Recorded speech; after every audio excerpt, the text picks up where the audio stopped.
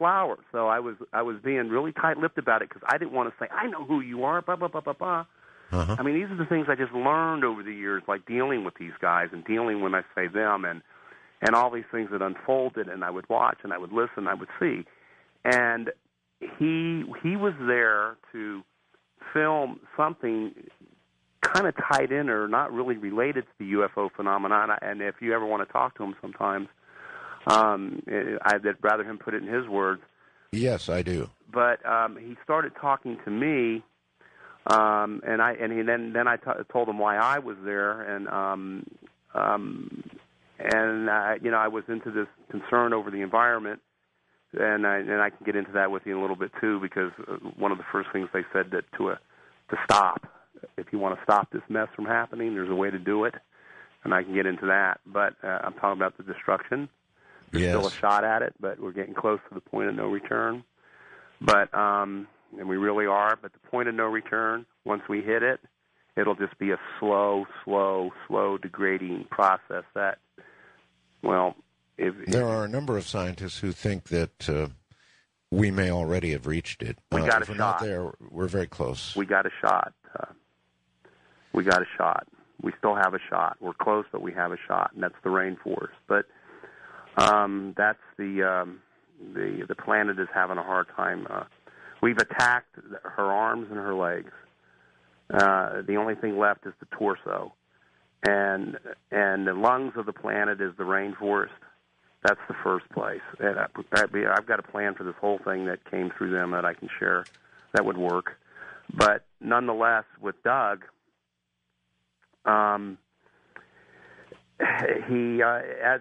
so he got to know me as a person, and I kept from telling these things. And without going into a lot of details, it'd be kind of neat for him to put it in his words too. He just had this.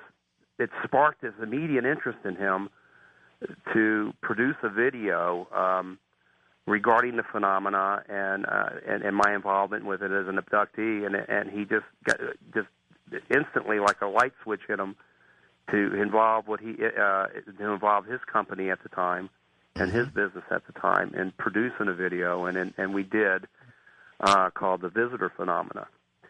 Okay, obviously these people, these aliens of all sorts, were on a mission to show us that we were in the process of destroying our planet, and something's got to be done about it. But and there's got to be some reason, Jim, that, you know, I mean, you've already told me and explained that there's government contact, there's government involvement, heavy government involvement. You would think that this message would be one that you would carry to our government or to the governments of the world.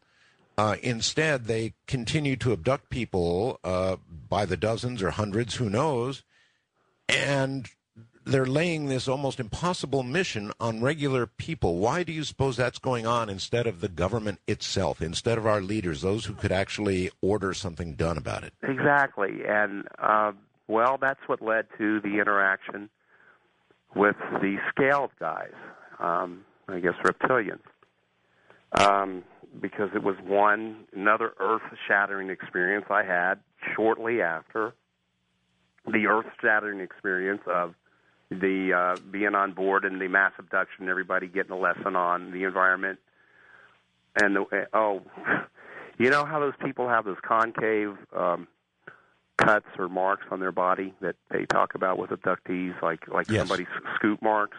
Yes, yes. Well, see, what I've seen is, I can't say all of that comes from that, but they put like a line in you. I don't know if it's a tube or a line. So like when you were looking at these Earth scenes, and I think that had something to do with because there's more to that what happened there too. It has, you know, I'm coming up with these points because I've been able to fill in gaps with, you know, researchers and why is this and why do people report that, and I think that's what enhances your or heightens your emotions to people when they do these mass abductions with the Earth lessons, so to speak, to be more gravitated to the beauty of the planet and to be, it helps to be more deeply saddened by its destruction, so to involve you more. Timing on this thing has amazed me. They're numerologists. My voice would be heard. I was told 18 years later having no clue that how could it possibly be this little guy, nothing, like you said, not big power, now here I am. You see what I'm saying? And I'm not I'm not self-proclaiming anything. I'm just this average guy. But to answer your question, I'm saying you were about to say something, because the reptilians were the ones that got into how they contacted the government and how they worked with the government and how the government failed and how now it's the average person that is getting the contact in that regard. So, in other words, they've almost given up on the governments. Well, they got another plan for them too. Oh, which is, and there's others who've mentioned this, and I think tried to do it, which is, well, I probably should tell you how it went in sequence if you'd like to hear it with them, because it'll answer. I would, yes. I had a few months after that, what I call earth-shattering change and interaction with them. I was pulled another time, and this was the first time I ever laid eyes on.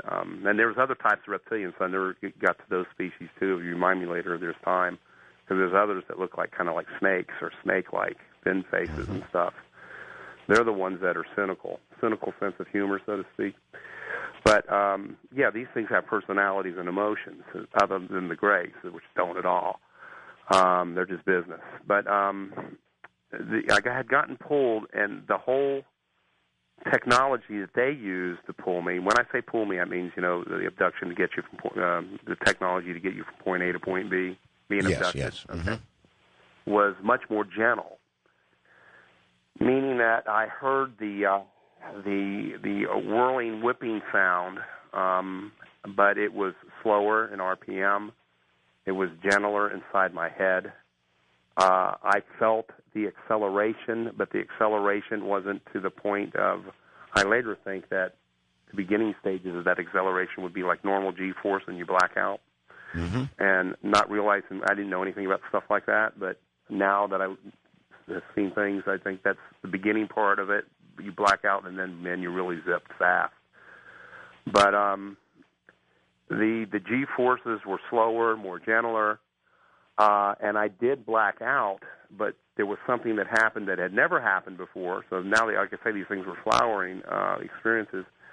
I actually regained consciousness prior to getting to point B, which I was approximately a few hundred yards high in the sky, wow. And I looked down to what looked like a field. It's the strangest place to pull somebody and then meet. Was that the first time you had gained consciousness during transit? Yeah, and it's happened quite a few times afterwards. I've seen this huge giant ship that looked like they're collecting art. They're collecting every seed. They're collecting every plant. They're collecting every animal. They're collecting semen. Sounds a little ominous to me. And, again, that's. It's another thing. That doesn't sound like they think we're going to succeed. I think it's an insurance policy. Yeah. Yeah, I hope it is. All right. An obvious question, Jim, and a big one is, they're trying to help us. They've obviously, according to you, gone to our government and feel they've failed. They're going to ordinary people like you now. Yep. Yep. Why, Jim? Why do they want to help us? Why do they have an interest in us? What is it about us that even causes them to traverse either a great distance or even a dimension to help us? Why? You want to have a healthy suspicion of them, because they do have their own motives, and it's not just about us. It's about the resources that they use here, too, that they protect. So it works both ways. So their interest is somewhat selfish. Yes, but not totally. But it benefits all of us.